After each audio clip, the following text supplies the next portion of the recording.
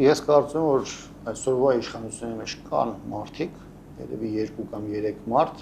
որոնք ոչ միայն գիտակցում են դրա վտանգավորությունը, այլ նրանք գիտակցված գնում են այդ process-ի մաս դառնալու ճանապարհով։ Կարող են լինել տարբեր պաշտոնյաներ, խորհրդանում ներկայացրած մեծամասնության պատգամավորներ, որոնք ամբողջությամբ մեջ տիրապետեն process-ներին, դրա տրամաբանությանը, բայց վստահ եմ, որ այս իշխանության բուրգում կանգնած մարդը եւ նրա մի քանի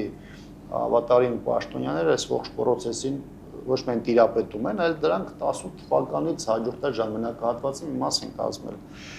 Մենք շատ դեպքերում սա 18-ին տեղի ունեցածը դիտարկում ենք որպես ներքաղաքական process, բայց սրանք ներքաղաքական process-ը սրա արտահայտիչ մասն է կամ դրսևորումն է եղել, որովհետեւ այստեղ կա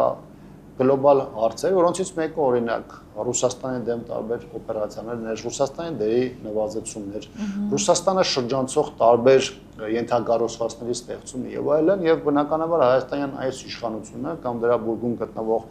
որոշակի առանցքային դեմքեր, բնականաբար այս ողջ process-ի տրամաբանությունը ոչ միայն 18-ին են տիրապետել, այլ գիտեին դրա մեջ մտնելով սա ինչ կետերի կամ ինչ սցենարներով է զարգանալու, այնպես որ այնպես չէ, որ եթե տարբեր